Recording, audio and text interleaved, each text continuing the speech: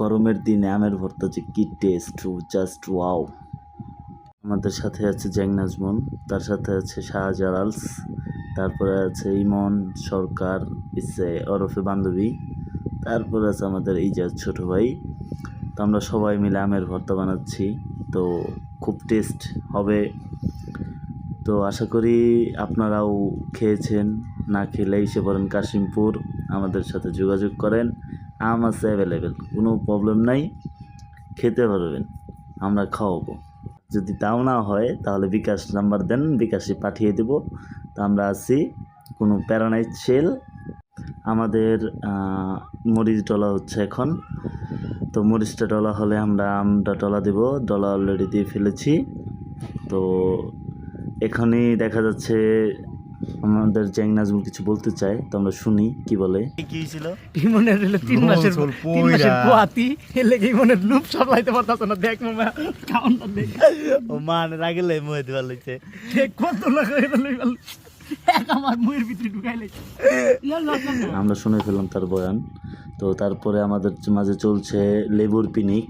তো লেবুর পিকনিকে ছিল মূল উদ্যোক্তা লাল ওরফে পুলিশ।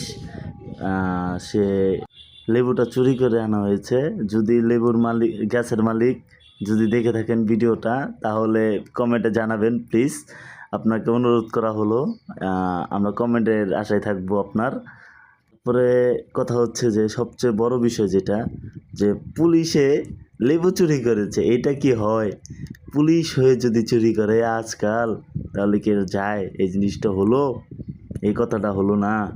তো আমাদের লেবু কাটাকাটি সময় শেষ, মানে সময় বলতে আর কি কাটাকাটি শেষ।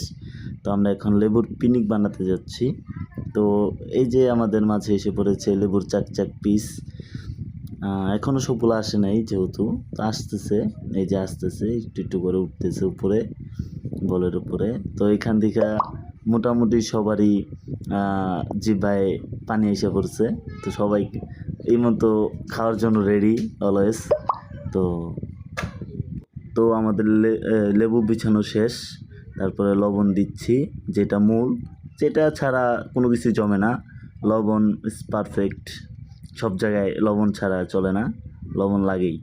এটা খাক আর না খাক, লবণ সাথে থাকবেই।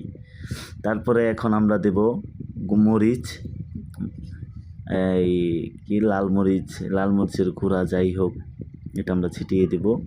দেওয়ার পরে এই যে হাতে নেওয়া হলো, এই যে বের করলাম আমরা মরিচ। তো মরিচটা যখন আমরা গুঁড়া করতে